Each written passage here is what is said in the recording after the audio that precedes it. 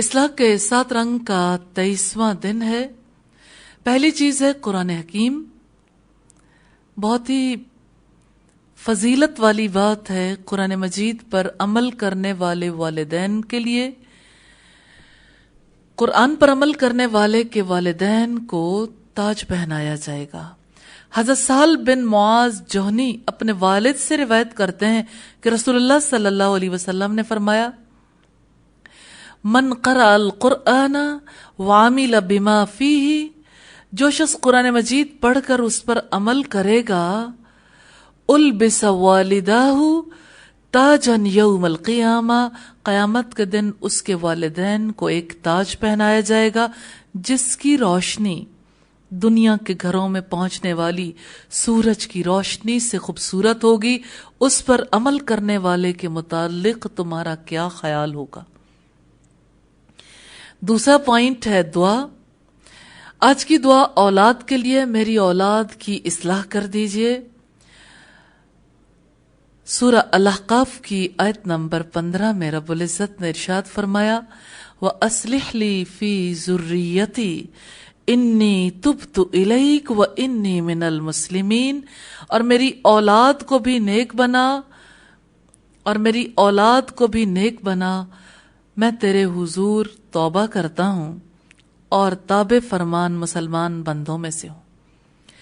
تیسرا پوائنٹ نماز کے حوالے سے، آج تشہد کے حوالے سے ہم دیکھیں گے، اشہد ان لا الہ الا اللہ، میں گواہی دیتا ہوں کہ اللہ تعالیٰ کے سوا کوئی عبادت کے لائق نہیں۔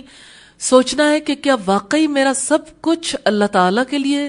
یہ جھوٹ تو نہیں، میں اس میں ملاوٹ تو نہیں کر رہا، اس میں کوئی دھوکہ تو نہیں؟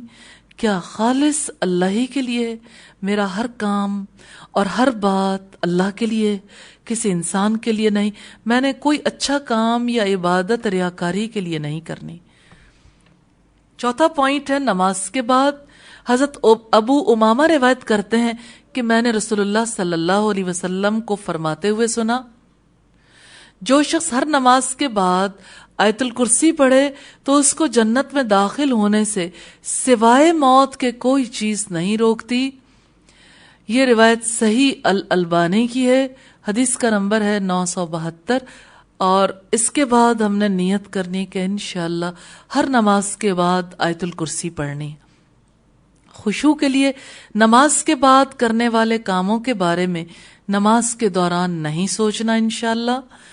پانچواں پوائنٹ اخلاق کے حوالے سے، آج ہم توبہ کے حوالے سے دیکھیں گے۔ انسان سے غلطی ہو جاتی ہے، وہ انسان رب کے پسندیدہ ہیں جو گناہ کر کے توبہ کر لیتے ہیں۔ اللہ تعالیٰ فرماتے ہیں، یا ایھا الذین آمنوا توبوا الی اللہ توبۃ نصوحا، یہ سورہ التحریم کی آیت نمبر 6 ہے۔ سورہ التحریم کی آیت نمبر 8 ہے، اے لوگو جو ایمان لائے ہو، اللہ تعالیٰ سے توبہ کرو، خالص توبہ۔ چھٹا پوائنٹ انفاق فی سبیل اللہ کے حوالے سے، صدقہ کرنے والوں کے لیے جنت میں الگ دروازہ ہوگا۔ رسول اللہ صلی اللہ علیہ وسلم نے فرمایا، یہ روایت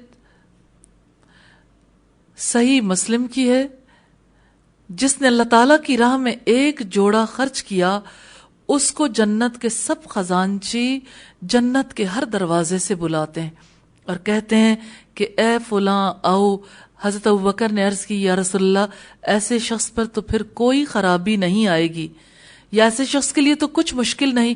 آپ نے فرمایا، میں امید رکھتا ہوں کہ تم بھی انہی میں ہوگے، یعنی جنت کے سب دروازوں میں سے پکارے جاؤ گے۔ ساتواں پوائنٹ ہے، آج کیا کریں؟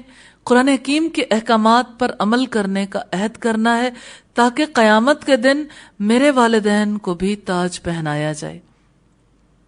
آج اپنے دانستہ و نادانستہ گناہوں پر رو رو کر رب العزت سے معافی مانگنی ہے اور آئندہ کبھی وہ کام نہ کرنے کا عہد کرنا ہے، اور آخرت میں اجر اور عزت کے لیے صدقہ کرنا ہے انشاءاللہ تعالی۔